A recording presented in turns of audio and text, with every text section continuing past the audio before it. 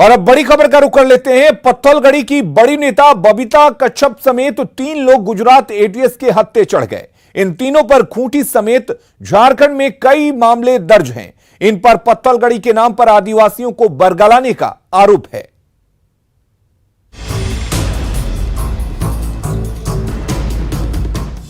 ये वही बबीता कच्छप हैं जिसने पत्थलगड़ी मामले में खूंटी पुलिस के नाक में दम कर रखा था। लेकिन पत्थलगड़ी की बड़ी नेता बबीता कच्छप गुजरात एटीएस के हत्थे चढ़ गई है। गुजरात एटीएस ने बबीता के साथ 2 भाई सामू और बिरसा ओडेया को भी गिरफ्तार किया है।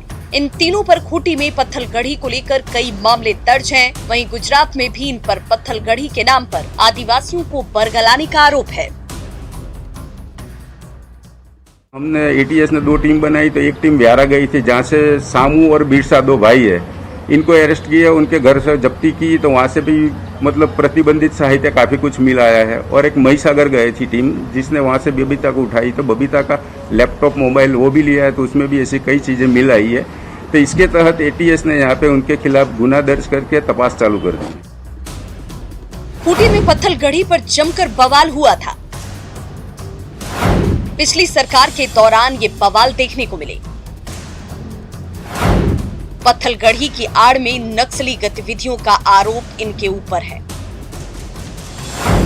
पत्थलगड़ी नेताओं के तार गुजरात से भी जुड़े थे। पत्थलगड़ी समर्थकों को गुजरात में ट्रेनिंग दी गई थी कि गुजरात में ये लोग जाकर के ट्रेनिंग लिया करते थे और ट्रेनिंग लेकर के फिर यहाँ के जो सीधा साधा जो हमारे आदिवासी बंधु हैं, भाई हैं, उनको बरगलाने के लिए। और हमने कहा जैसा पहले है कि वो इस भारत देश का अपने को लोग नागरिक नहीं मानते। रघुवर सरकार के दौरान बबीता कच्छप समेत कई पत्थलगड़ी नेताओं पर देशद्रोह का मामला दर्ज किया गया था।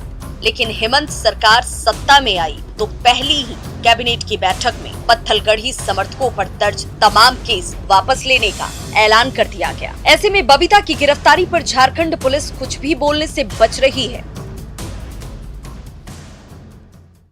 बबीता कच्छप के ऊपर खूंटी जिले में दर्जन भर से ज़्यादा पत्थलगड़ी के मामले दर्ज हैं।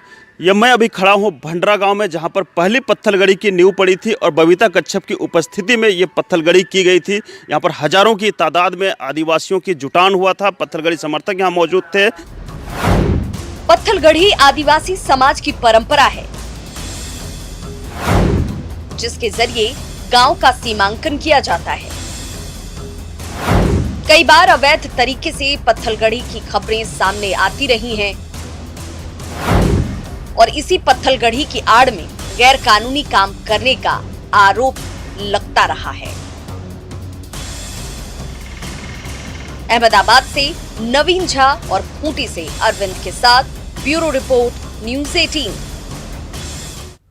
और यूपी के औरैया में करीब 2.5 महीने पहले सड़क हादसे का शिकार हुए बोकारो के 12 मजदूरों का परिवार आज भी सरकारी मदद की बाट जोह रहा है। गरीब और मजदूर परिवारों को उम्मीद थी कि सरकार के दिए मुआवजे से तंगहाली कुछ हद तक दूर हो जाए, लेकिन ऐसा हो न सका। देखिए ये रिपोर्ट।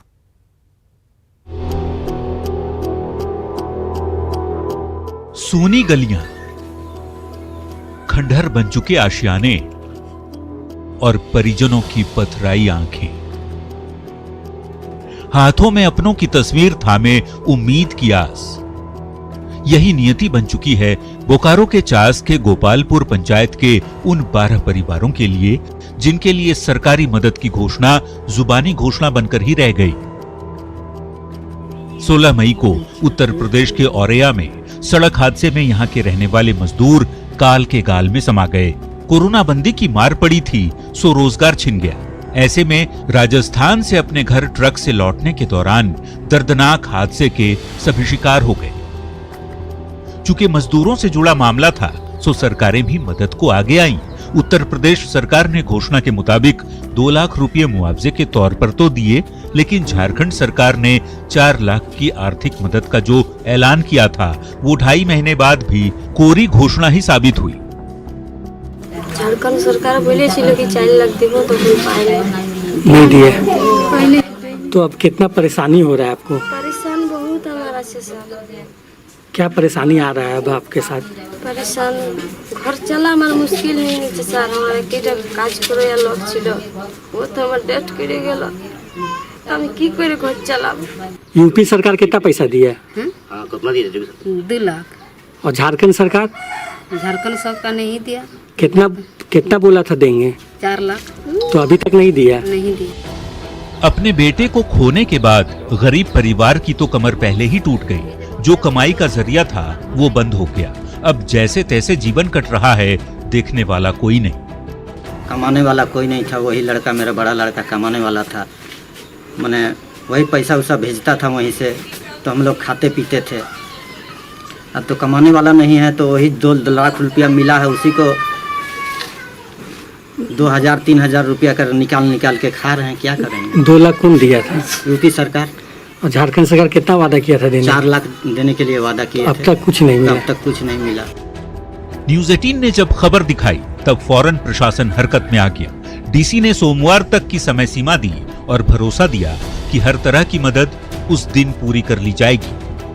मंडे को इससे संबंधित हर प्रकार की जो समस्या है उसका निदान कर लिया जाएगा, चाहे वो मुआवजा का हो, आवास का हो, पेंशन का हो, आयुष कार्ड का हो, या फिर उनको कोई और भी वैकल्पिक ऐसी व्यवस्था करना पड़े जिससे कि वो रोजगार उत्पन्न कर सकें। ये सारी सुविधाएं कर दी जाएगी। तो ये आश्वासन 2 दिन बाद हकीकत में बदल जाए, ये हम भी चाहते हैं, क्योंकि दुख दर्द का जो पहाड़ गरीब परिवारों पर पड़ा है वो जल्द दूर हो सके।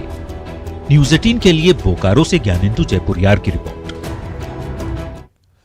प्रदेश में लॉकडाउन के नाम पर सियासत थमने का नाम नहीं ले रही है। सियासी गलियारों में अब सरकार पर मुस्लिम तुष्टीकरण का आरोप लग रहा है। हर तारीख के साथ राज्य भर में जहां कोरोना का रिकॉर्ड टूटता नजर आ रहा है, वहीं दूसरी ओर लॉकडाउन पर सियासत का पारा भी चढ़ता जा रहा है। दरअसल बकरीद को देखते हुए मुस्लिम संगठनों ने राज्य सरकारों से मस्जिदों में सोशल डिस्टेंसिंग के बीच नमाज पढ़ने की अनुमति मांगी है। ऐसे में बीजेपी ने राज्य सरकार पर मुस्लिम तुष्टीकरण का आरोप लगाया है। सोशल डिस्टेंस के साथ जो है इसे खोला जाना चाहिए और मस्जिदों को इबादत के लिए बिल्कुल खोला जाना चाहिए, इसलिए कि दुआ एक बहुत बड़ा हथियार माना गया है। जब भगवान से कोई दुआ करता है तो जो परेशानियां होती हैं वो दूर हो जाती हैं। लेकिन मुझे लगता है कि सरकार तुष्टीकरण की राजनीति कर रही है। और आपने देखा होगा कि झारखंड प्रदेश में बैजनाथ धाम में जिस प्रकार से कांवरियों की संख्या काफ़ी मात्रा में लोग चलते थे, हमारे भक्तगण बाबा अमरनाथ की यात्रा लोग करते थे, तो इस कोरोना महामारी को देखते हुए, लॉकडाउन को देखते हुए उन यात्राओं को बंद करने का काम किया है। और बकरीद के अवसर पर जिस प्रकार से सरकार का ढुलबुल रवैया है, इससे लगता है कि तुष्टीकरण की राजनीति सरकार कर रही है। बीजेपी के आरोप पर सत्ताधारी दलों ने पलटवार किया है और कोरोना संकट में राजनीति से बाज आने की नसीहत दी है। इन लोगों की बात पर बहुत ध्यान तवज्जो देने की जरूरत नहीं है। फालतू की बातें करना, बतौलेबाजी करना इनका एकमात्र काम रहेगा। मुझे लगता है इन लोगों की सोच धार्मिक उन्माद से शुरू होती है, धार्मिक उन्माद पर खत्म हो जाती है। धर्म के अलावा भी बहुत बातें हैं जिस पर की बहस की जा सकती है, लेकिन इतनी क्षुद्र मानसिकता और इस तरह की बातें कैसे जेहन में आती है इन लोगों की। इसके पहले भी मुहर्रम, इसके पहले भी सरहुल, इसके पहले और भी पर्व त्यौहार आए। सभी पर्व त्यौहार जो कि संक्रमण का दौर था और सभी लोगों ने स्वेच्छा से कोई पर्व मनाने का काम नहीं किया। बकरीद के लॉकडाउन कनेक्शन का आरोप कितना सही है और कितना गलत, ये तो आने वाला वक्त ही बताएगा। लेकिन सियासी बाजार आरोप और अफवाहों से गर्म जरूर है। संजय कुमार सिन्हा, न्यूज 18, रांची। 5 अगस्त को प्रधानमंत्री नरेंद्र मोदी अयोध्या में राम मंदिर के निर्माण का शिलान्यास करने वाले हैं। राम मंदिर निर्माण में झारखंड के भी तीर्थ स्थलों और नदियों से मिट्टी और पवित्र जल अयोध्या भेजा जा रहा है, जिसका बीड़ा उठाया है विश्व हिंदू परिषद ने।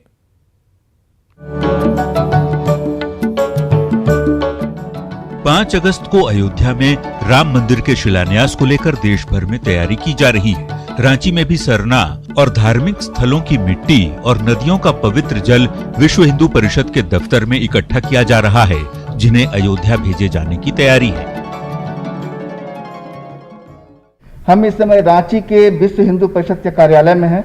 आप देख सकते हैं कि किस तरह यहाँ से प्रदेश भर के जो बड़े मंदिर हैं, धार्मिक महत्व है जिनका, वहाँ से पवित्र मिट्टी और नदियों के जल का संग्रह किया गया है।